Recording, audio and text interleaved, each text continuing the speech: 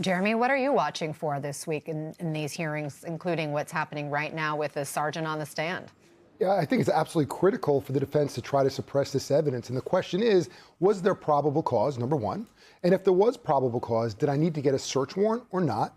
Was this a search incident to a lawful arrest of Mangione? Was inevitably this evidence going to be discovered because they knew they had their guy? It was an issue of, is this the right person? Was that going to be searched when it came back to the precinct and back to the police station? These are questions that the court is going to be confronted with, but also whether or not this is what we call a custodial interrogation. And to be clear for viewers, custody does not mean you have to have your hands in handcuffs. An interrogation does not have to be what you see on TV and someone pointing their finger in your face and saying, you did this. It can be very simple and straightforward, questioning someone when they believe they do not have a right to leave for that custody piece. And that interrogation can be very easygoing too as well. So there's a lot up in the air. And if this doesn't get suppressed, it becomes that much more difficult of a case for the defense. But if it does get suppressed, how much more difficult is it a case for the prosecution? Absolutely it is. I mean, you still have that video, and it still potentially reflects who Mangione is, and that's the person, but it becomes a much bigger lift.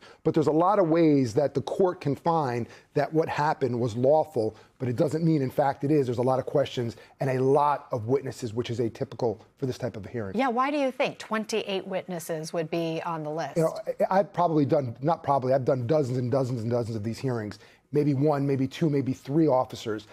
First of all, you have multiple jurisdictions and multiple people. Hearsay is allowed, but there must be a reason that they're trying to build that foundation, meaning the prosecution, to make sure they get all of their I's dotted and T's crossed, that there's no avenue that the court can say, you know what, this is unlawful. But doesn't that also give the defense team a complete preview of what to expect at trial so that they can build their arguments? Absolutely. You're getting free shot at cross-examination, creating what's called impeachment material to challenge them, and you're getting that window, that view of what's coming at that trial with 28 potential plus witnesses.